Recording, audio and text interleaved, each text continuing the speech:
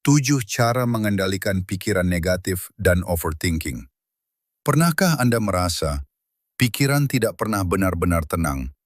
Tubuh mungkin diam, tetapi di dalam kepala, semuanya terasa begitu ramai. Memikirkan masa lalu yang sudah terjadi, mengkhawatirkan masa depan yang belum tentu datang, dan menciptakan kemungkinan buruk yang bahkan belum nyata. Inilah yang disebut sebagai overthinking. Dan tanpa disadari, pikiran yang seharusnya menjadi alat justru berubah menjadi penjara. Namun kabar baiknya adalah, pikiran dapat dilatih. Dan dalam video ini, Anda akan mempelajari 7 cara mengendalikan pikiran negatif dan overthinking, agar hidup menjadi lebih tenang dan lebih jernih. 1. Sadari bahwa tidak semua pikiran itu benar. Pikiran seringkali terasa seperti fakta, padahal sebagian besar hanyalah asumsi.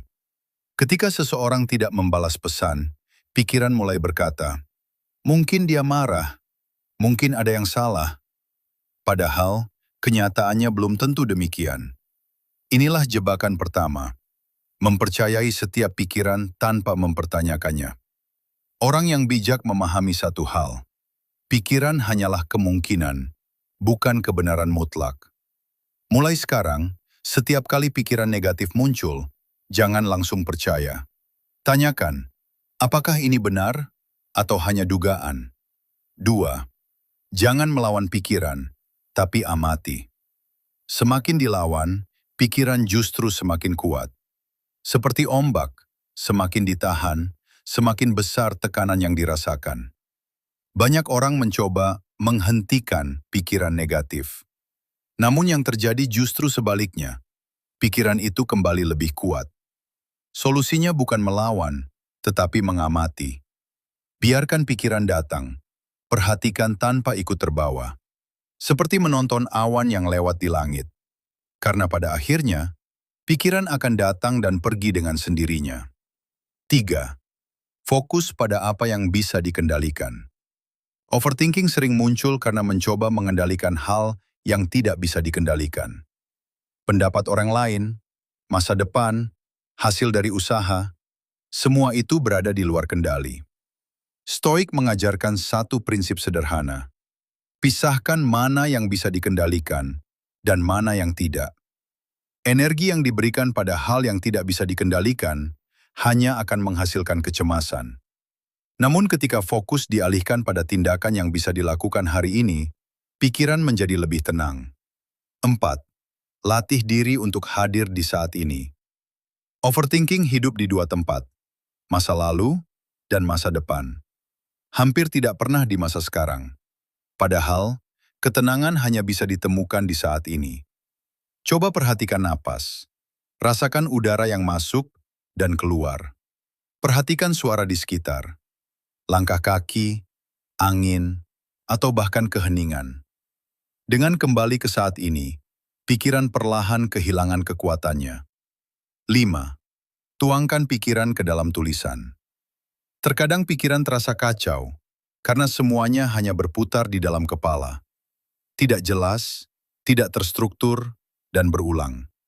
Salah satu cara paling efektif adalah menuliskannya. Tuliskan semua yang dipikirkan, tanpa disaring, tanpa dihakimi.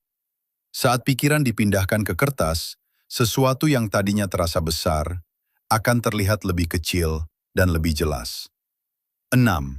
Batasi informasi yang masuk. Pikiran negatif tidak selalu datang dari dalam, tetapi juga dari apa yang dikonsumsi setiap hari. Berita negatif, media sosial, perbandingan dengan kehidupan orang lain. Semua itu tanpa disadari, memicu overthinking. Jika ingin pikiran lebih tenang, mulailah selektif terhadap apa yang dilihat dan didengar. Karena apa yang masuk ke dalam pikiran akan membentuk cara berpikir. 7. Bangun disiplin mental setiap hari. Mengendalikan pikiran bukanlah sesuatu yang terjadi dalam satu hari. Ini adalah latihan yang dilakukan berulang-ulang. Seperti melatih otot, pikiran juga membutuhkan latihan.